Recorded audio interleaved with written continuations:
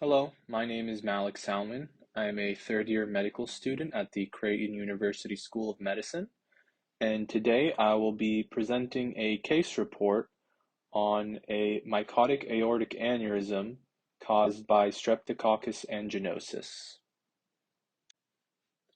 A mycotic aneurysm is an infection of an aneurysm or dilation of a vessel wall.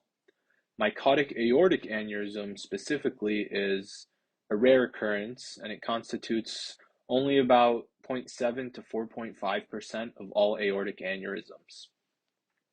The term mycotic refers to the mushroom or fungus-like appearance of the aneurysm, and not necessarily its etiology, which is most commonly due to infection by Staphylococcus species and Salmonella species.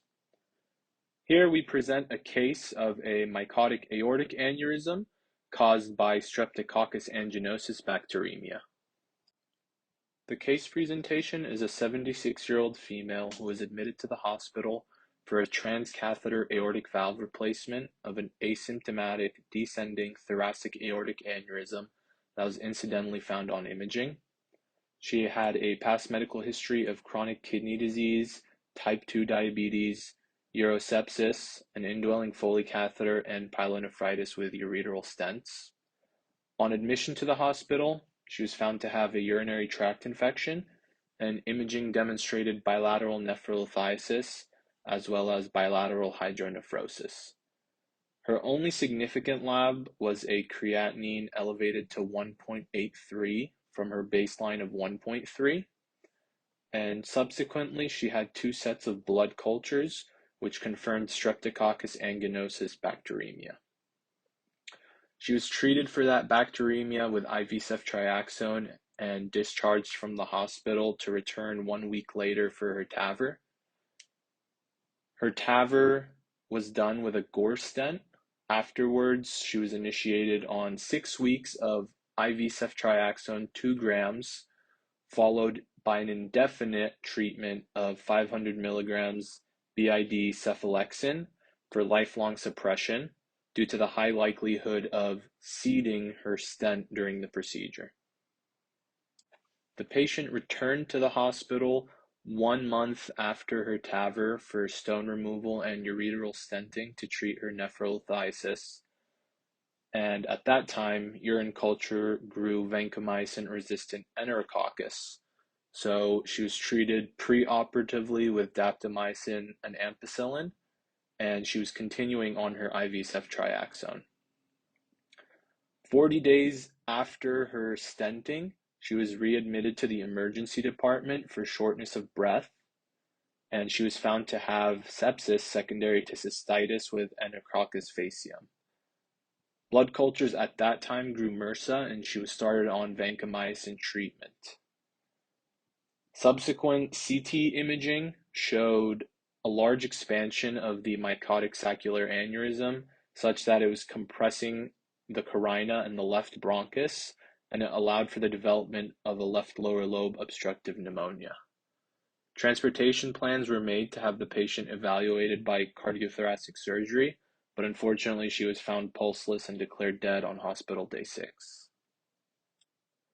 In figure 1 on the left, we can see the initial incidental aneurysm that was found on imaging. And in figure 2 here, we have the ultimate expansion of that aneurysm. Figure 2A shows an axial image, and here we have that expansion of the aneurysm, as well as the stent that was placed during her TAVR. And here in figure B, in this coronal image, we can see just how vast of an expansion of that aneurysm that she had. We can also see in figure 2A the left lower lobe pneumonia.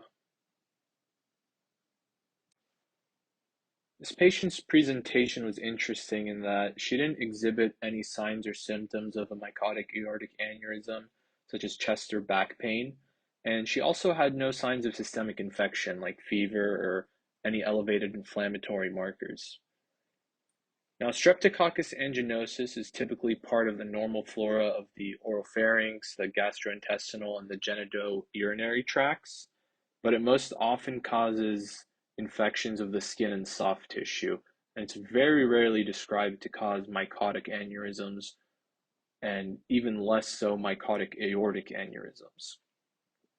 This patient in particular had comorbidities that made culturing of her infected aortic tissue simply not feasible, but she did have the two sets of blood cultures that were positive for Streptococcus anginosus, which makes Streptococcus anginosus the most likely cause of her mycotic aortic aneurysm. After surgical treatment, the typical range of antimicrobial therapy for mycotic aortic aneurysm is a minimum of 6 weeks up to a maximum of lifelong suppressive antimicrobial treatment. And that's due to the 1% to 5% chance of infection of the vascular graft. This patient in particular's graft and history of urosepsis and bacteremia made her a candidate for lifelong therapy. In conclusion, although mycotic aortic aneurysm caused by Streptococcus anginosus is a rare finding, it should be considered in patients with a history and with risk factors for urosepsis and bacteremia. Early diagnosis through imaging and microbial studies is imperative for prompt surgical repair and early antimicrobial treatment in mycotic aortic aneurysm. Thank you.